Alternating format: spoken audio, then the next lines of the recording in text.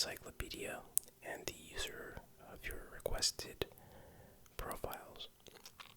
And as you'll notice, I'm in the background looks different. I'm actually in a different recording studio space.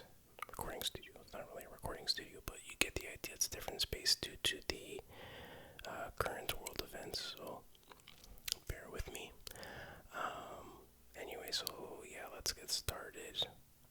The first request is from Arrow Ninja, and he requested Rey Mysterio. So there he is right there. So let's check him out.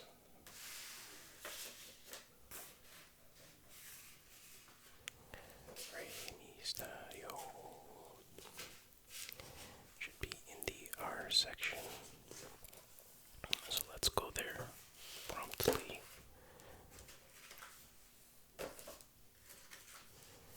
Okay, Ric Flair. Woo. Okay, that's a bit too far. Let's go back.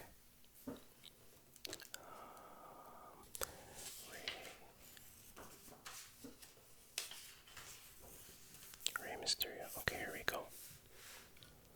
They couldn't even give him a full 2-page spread. Come on. Actually, it's only really 1 page. Well, a little bit more than 1 page, but okay. So Rey Mysterio. There he is. There he is. And there he is. And there he is. He is 5'6". I thought he was like 5'4", but yeah, 5'6", 175 pounds, from San Diego, California. His signature move is the 619 West Coast Pop, as we're all aware. And he is the ultimate underdog, as the commentators remind us often. So let's look at his title history here. He was Cruiserweight Champion 3 times. Let's get this a little closer. He defeated Matt Hardy on June 5th, 2003. He defeated Tajiri on January 1st, 2004. Defeated Chavo Guerrero on June 17, 2004.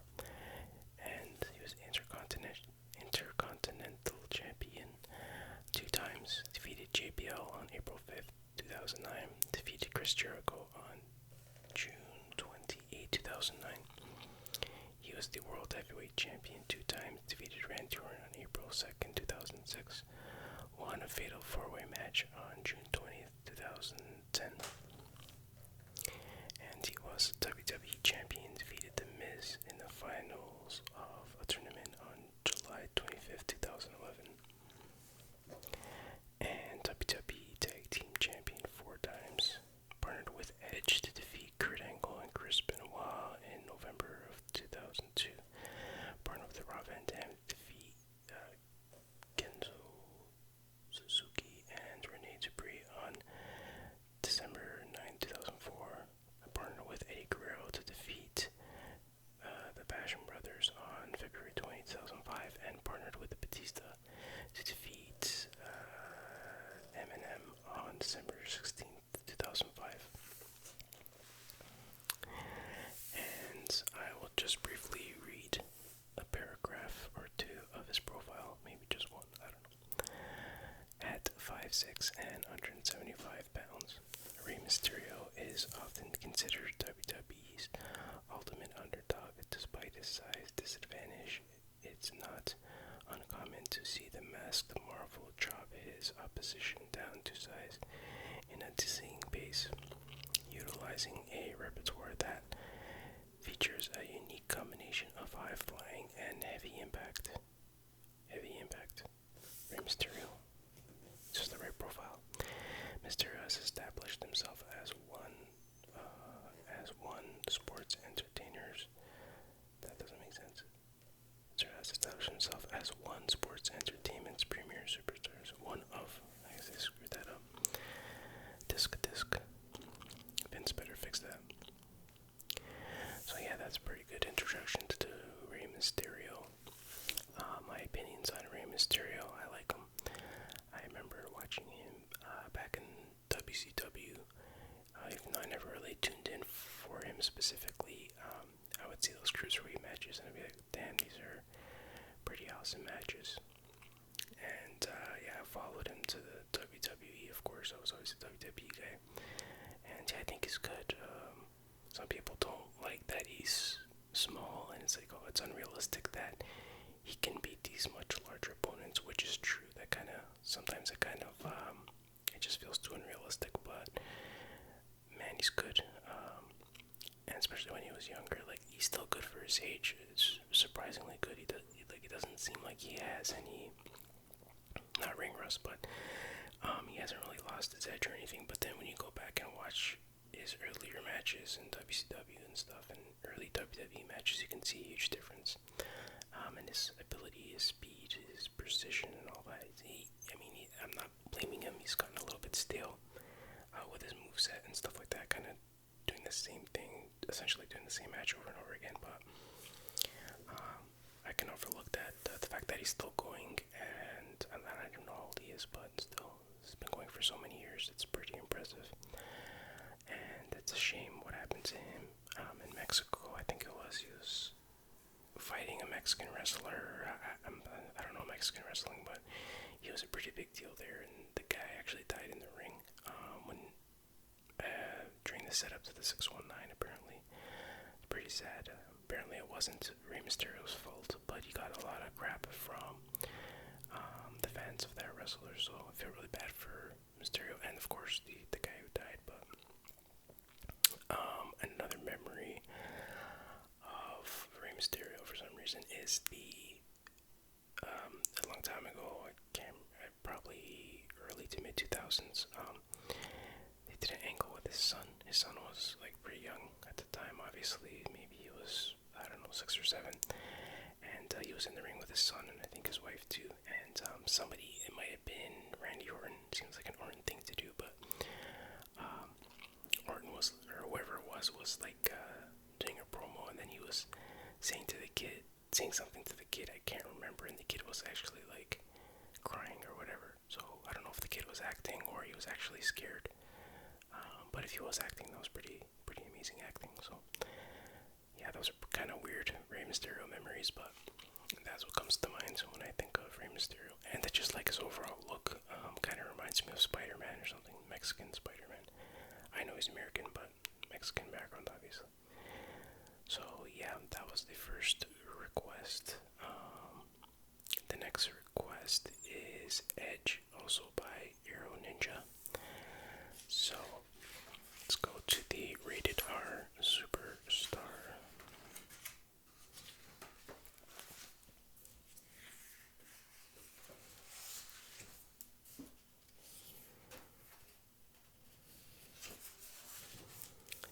He's in here somewhere.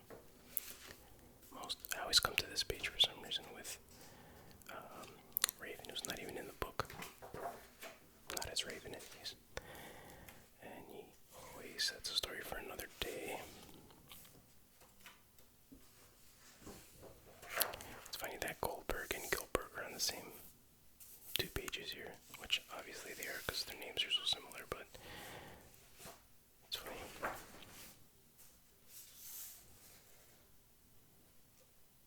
There we go. There he is. Edge, the Rated R Superstar.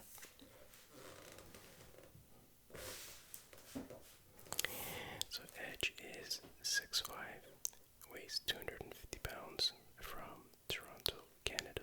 He's 6'5". Is he really 6'5"? That can't be right. I didn't think Edge was that tall. Signature move, the spear. Spear.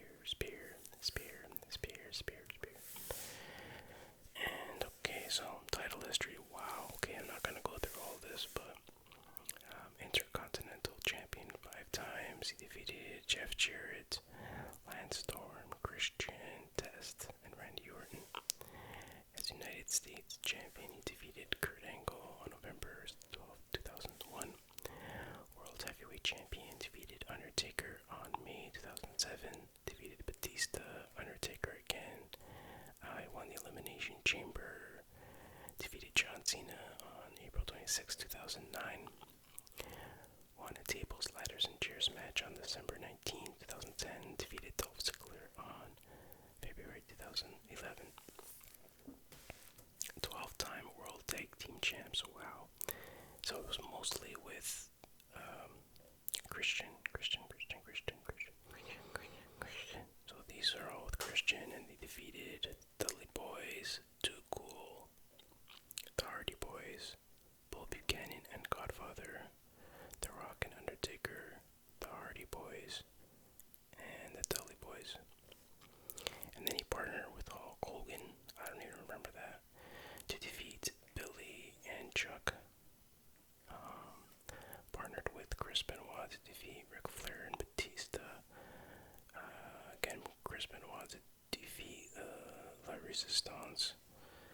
And with Randy Orton to defeat Ric Flair and Roddy Piper, really. And with Chris Jericho to defeat Carlito and Primo. WWE Champion defeated John Cena in 2006. Won a triple threat match against Cena and Rob Van Dam again in 2006. Defeated Triple H in 2008. Defeated Jeff Hardy in 2009. And WWE Tag Team Champions 2 times with Rey Mysterio to defeat Kurt Angle and Chris Benoit, and partnered with Jericho to defeat Carlito and Primo. So yeah, he's been pretty busy. So let me just read a paragraph here.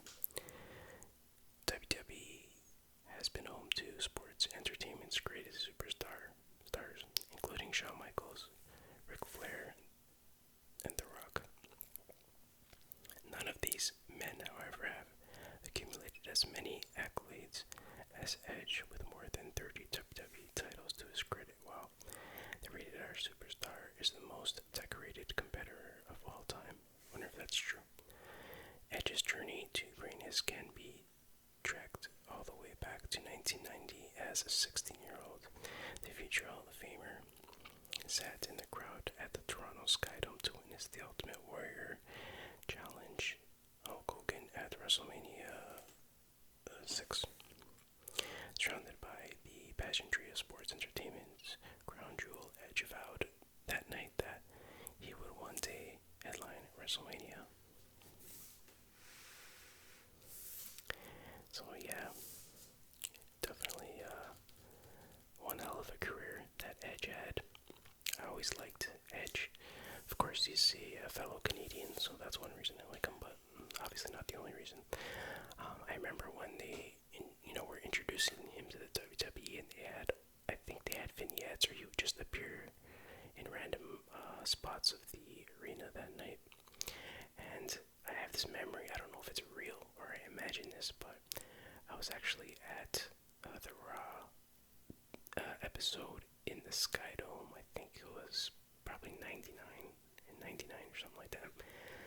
And for some reason, my memory is that Edge appeared sitting on top of the Skydome somewhere, or up in there, somewhere high up in the Skydome. But when I tried to find that footage on YouTube, I can't find it. So I'm like, wait, did I imagine that happening, or did that really happen?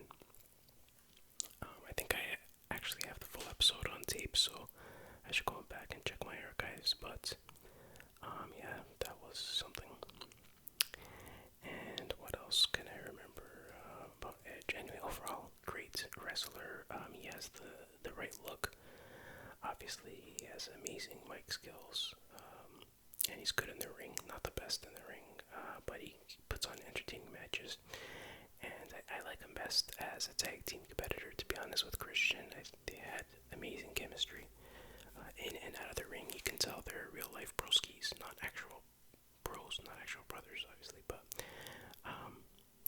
they knew each other, I think, from a very young age, so that's pretty cool, and it really shows in their matches and in the way they interact with each other. Very natural. And even their Edge and Christian show, what do they call it? Reeks of Awesomeness or something like that. Edge and Christian Reek of Awesomeness, something like that. At first, I didn't really get that show. It's on the WWE Network, by the way. I didn't really get it, and but after watching it for a while, it's actually pretty funny. I don't know probably not anymore. That Edge has returned, but and yeah, seeing Edge come back at the Royal Rumble this year was just awesome. There's some rumors that he was going to come back, but it's like, nah, it's impossible. He had such a devastating career-ending injury. Apparently, he hurt his neck, and the whole thing was suspicious. That literally the next night after competing at WrestleMania and winning the belt, he's like, "Oh, hey guys, I have to retire." And he didn't really seem that emotional. I was always a little bit suspicious of that, but whatever. The point is, he's back. He looks great. He's in good shape. He looks more badass than ever in a way, so that's cool. But unfortunately, it's world events kind of derailed the whole thing. I mean, I think he's still fighting at WrestleMania. I'm not even sure, but I'm sure this is not the way he wanted to end his career, come back and finish his career. But okay, let's move on to another wrestler. Arrow Ninja also requested Boogeyman, but I did him in the last episode, so okay, thanks Arrow Ninja for your requests. I hope you ended up seeing this video. I think you requested that a while back, so same with everybody else. Okay, the next wrestler is requested by Wolfari Sockmonkey, and he requested the Warrior, aka the Ultimate Warrior, Gail Kim. I thought that was the boss for a second, Sasha Banks. But okay, yeah, so Ultimate Warrior. I can't remember if they put him in the W section or the U section. Let's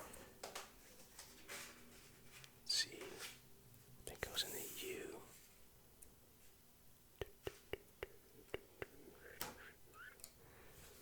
T. Of course, Triple H gets a double page spread. Why wouldn't he? Okay. I'm surprised he didn't get the whole book to himself. There he is.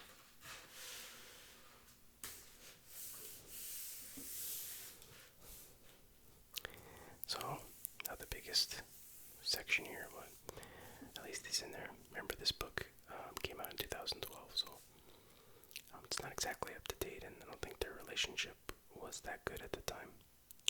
The relationship between Warrior and Triple H. So, the Ultimate Warrior is 6'2", 280 pounds, from parts unknown. That's awesome. I like when they do that with certain wrestlers, like him and the Taker. No, Taker's from Death Valley. So yeah, it's cool that they say from parts unknown. How did they think of that? I don't know. Where'd that come from? So, kind of a short title history here, but he was the Intercontinental Champion 2 times. Defeated the Honky Tonk Man on August 2009, 1998, and he defeated Rick Rude on August 28, 1989. And he was the WWE Champion, and he defeated Hulk Hogan on April 1st, 1990, and that was that match in the Skydome that they just mentioned on Edge's profile. With unmatched energy, Ultimate Warrior exploded on the WWE scene in 1987. In record time, the face-painted superstar became a household name and sports entertainment icon. Ultimate Warrior had a natural charisma that was undeniable. His threshold for pain and unparalleled power struck instant fear into opponents. Within months of his debut, he had turned back many of WWE's top names on his way to becoming one of the company's top draws. Yeah, he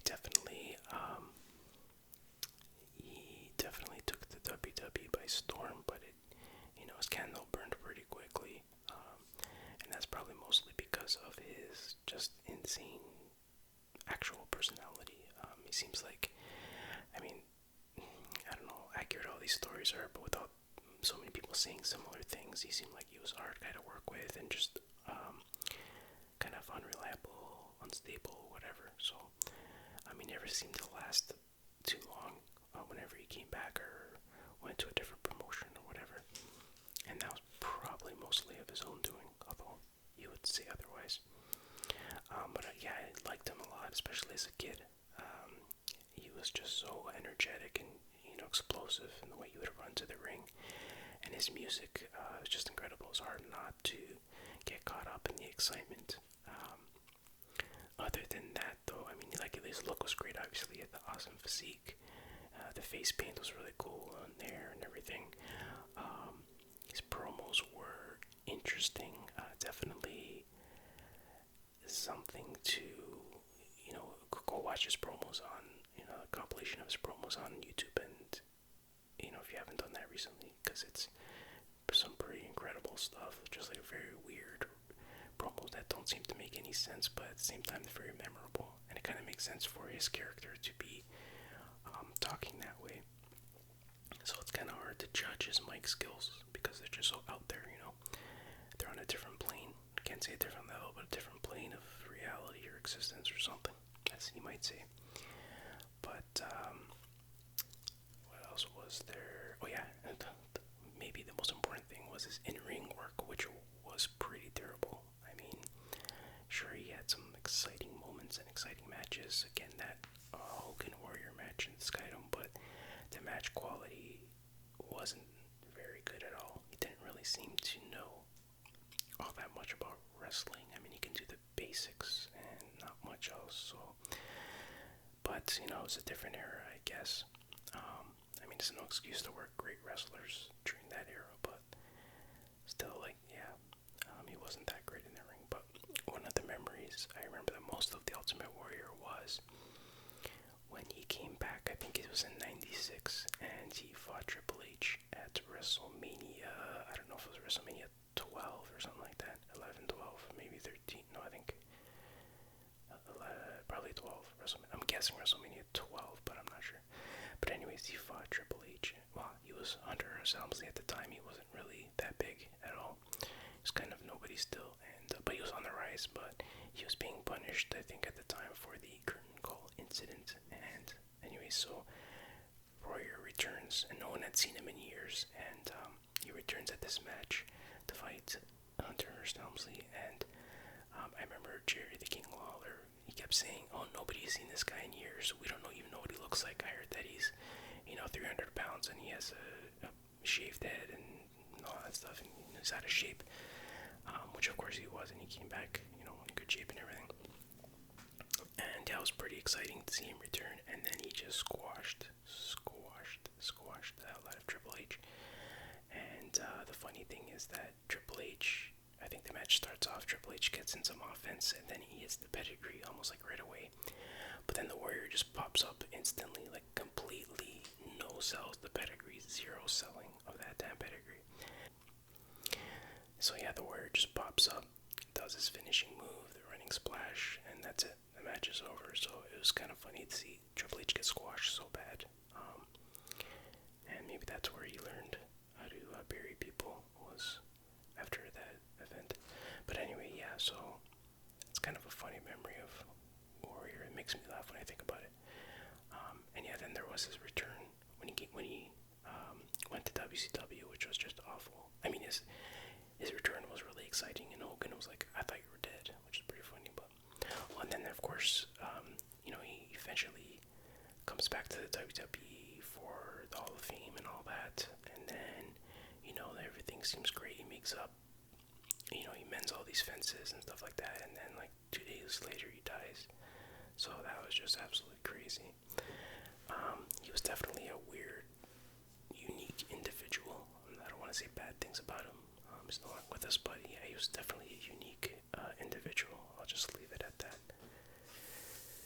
Okay. Oh, and I'm glad he got to, it seems like he was at peace before he, died, so that's a good thing. Okay. So, let's go to the next request, which is kind of related. It is Sting, and it is also by Wolfari Sakamonkey, and actually I already checked, Sting is not in this book, which I'm not surprised, because this is before he ever went to the WWE, and I think at the time he was wrestling with TNA maybe, so definitely Sting is not in this book. Okay, let's go to the next request, and it's by Eric Trujillo, and he requests the Blue Meanie.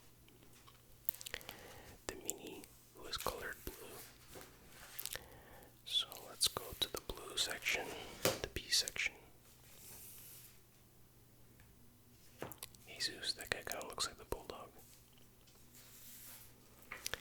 So, Bobby Lashley looks exactly the same. Guy has not aged at all.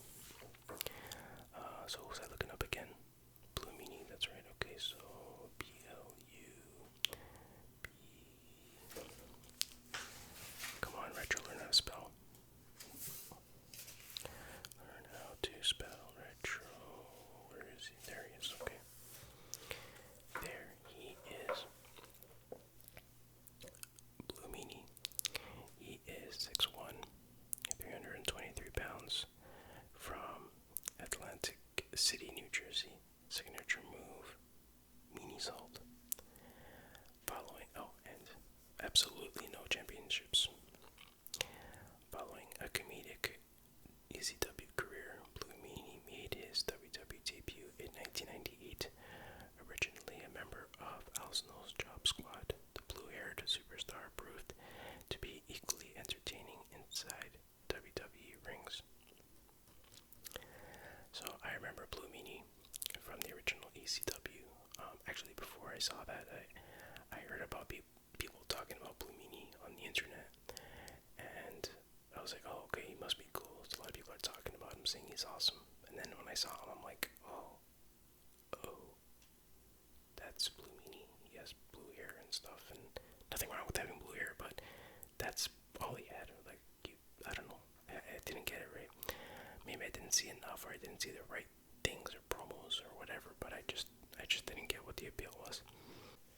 Yeah, I just didn't really get the appeal of Blue Meanie, and I still don't. But and then I remember at school, people were talking about the Blue W.O., Blue W.O., Blue W. I'm like, what the hell is that?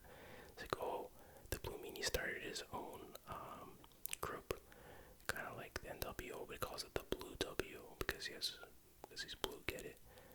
And I'm like, no, not really. So I checked it out, like, oh, this is gonna be awesome. And I was like, oh, okay, Blue W, is that it? Like, I don't know. I didn't get that either. But whatever, is what it is. And I remember I was at that some ECW WWE crossover event where you see Blue Meanie like all bleeding in the ring. Like everyone was standing there, kind of like a standoff, and his face was busted up, or his mouth was busted up, or something. It's because JBL apparently like really hit him for real. He has some beef with JBL. I don't remember all the details, but that's what comes to mind when I think about the Blue Meanie. So I guess JBL is the real Meanie, the bully. Anyway, so the next request by Eric Trujillo is, or is it Trujillo? Sorry, I'm butchering names. That's what I do best. But he requested a related, wrestler that's kind of not related by blood, but you know what I mean. It's Al Snow. So Al Snow. Oh my God, I don't know. I can't remember if I've said this before. Yeah, I think I said this before in another video. Al Wilson. Yeah, it's Tori Wilson's father. Looks like that ASMR guy. He's not actually ASMR, but he's the guy, the Russian guy. Oh my God, what's his name?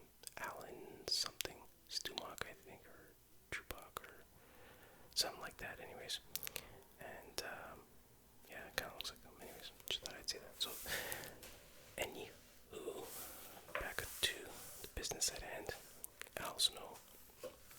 There he is. And there's Ed. And okay, his height is 6'1". His weight is 235 pounds. From Lima, Ohio. Is that what that says? Yeah. Signature move, the snowplow. Title history: he was the European champion. Defeated Barry Saturn in August of 2000. Hardcore champion 6 times. Didn't even bother to list it. World Tag Team Champion. Partnered with Mankind to defeat Crash and Hardcore Holly on November 4th, 1999.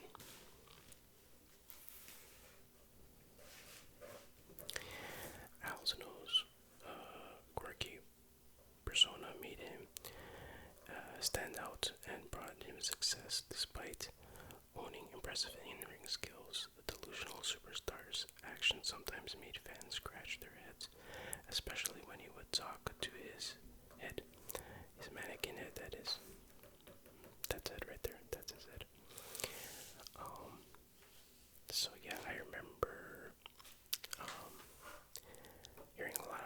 Snow and saying, hearing it was awesome. This is when he was still in ECW, and I can't remember if I ever saw him in ECW at the time. I think I might have. Yeah, I think I did, but I didn't see a lot of him. But then when he came to WWE, I'm like, or WWF at the time, I'm like, oh, this is awesome. I'm gonna finally get to see more of this guy. And I was kind of disappointed at first. I didn't really see the appeal, but the head gimmick is pretty good. It's pretty catchy. It's easy to sell merchandise and stuff like that. But and he has good mic skills. His in-ring skills, I can't really remember, to be honest. I thought he was, from what I remember, he was decent. But one good memory I had of Al Snow was when he fought, I think it was Road Dogg Jesse James. It was for the Hardcore Champion, and I can't remember who was the champion at the time, and then I remember, so they're fighting, and then they spill out, and backstage, and then they're fighting outside, and it was snowing at the time pretty heavily, and they're like slipping and sliding on the floor and stuff. And I thought that was so cool that they actually went outside the arena at the time. I don't know if I had ever seen that before. And then I think it was Road Dogg picks up Al Snow in a sit down, not a power bomb, what do you call it? Pile driver. And he pile drives him through this like wooden skid, whatever you call it, and it breaks. And I thought that was the coolest thing. And then he covered him and pinned him. Road Dogg pinned Al Snow, obviously. And yeah, I always remember that as being an awesome hardcore match, even though it wasn't. Yeah, it was an awesome hardcore match. And I don't know, I haven't watched the match in a while. Maybe if I look back at it now, I'll be like, oh, this is crap. But at the time, I thought it was really awesome. So that's probably my favorite Al Snow memory. And actually, I looked up Al Snow not too long ago, like a relatively recent shoot interview. And to my surprise, he's very well-spoken, and he seems like a pretty smart guy. And I would have liked to see, his real personality come out a little bit more while he was an active wrestler in the WWE. But it is what it is. History is history. And the last request by Eric, and the last request for the video is Hardcore Ollie. Sounds like Eric is a real hardcore fan. So, oh, that's cool makeup. This guy kind of looks like Daniel Bryan a little bit when he won his, well, minus the fact that he has no beard, but when he won the championship for the first time, it's all bandaged up and everything. Oh, by the way, you guys can also request factions. Doesn't have to be just wrestlers. They also have like DX and NWO and all. Do they have NWO? Yeah, they should have NWO. I don't see why they wouldn't. Oh man, Drew McIntyre. It's completely different. Not completely different, but very young. Okay, was I looking up hardcore Hogan. Hardcore Ollie. He's Dax Calhoun. Again with Raven. Why am I always coming to this page? There you go.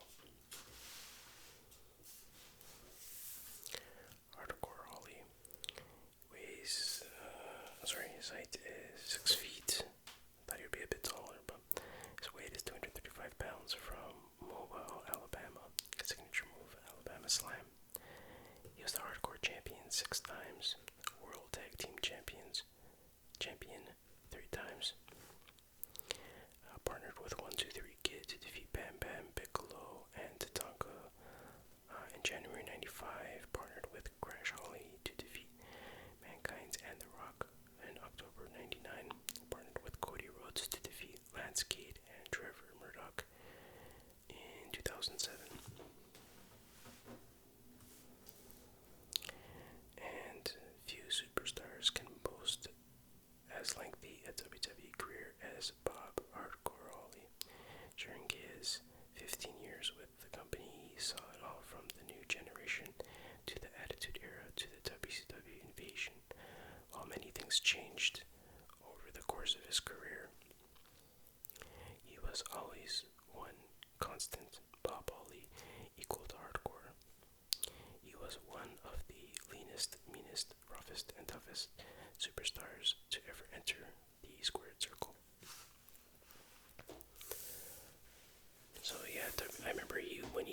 into the WWE, he had that NASCAR racer gimmick, and he had that mullet. I think he was actually a race car driver, so that's why they gave him that gimmick. I'm not 100% on that one, but regardless, it was pretty dumb.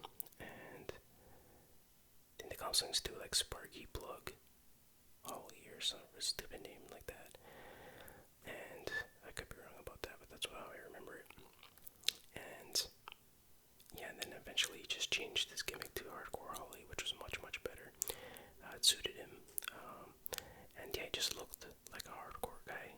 And apparently, from what I hear, he was a pretty tough individual backstage. Like, I mean, in reality, he was a pretty tough guy, but I don't know if I'm making that up as well. My memory's a bit hazy. But again, then he had the whole Holly family with Molly Holly and what was the other guy's name? Crash Holly, which I think he died, if I'm not mistaken. It's pretty sad. But yeah, I mean, I don't have too much to say about him. His in-ring work was okay. It was good. He looked the part. He didn't have all the charisma in the world, and his promos were a bit dull, but he served his purpose. He was good, hardcore champion, I guess. So yeah, I don't really have anything bad to say about him, or any specific memories that I can remember off the top of my head. But yeah, overall, pretty decent. Alright, so that wraps it up for today. Thank you guys for your requests, and as always, leave me your requests in the comments or wrestlers to look up. And just remember that this book is from 2012, so they wouldn't have any recent WWE wrestlers. And yeah, and I know I'm pretty behind on these requests, so I will get your requests eventually, but yeah, just have some little bit of patience. Anyways, thank you for watching. Take care.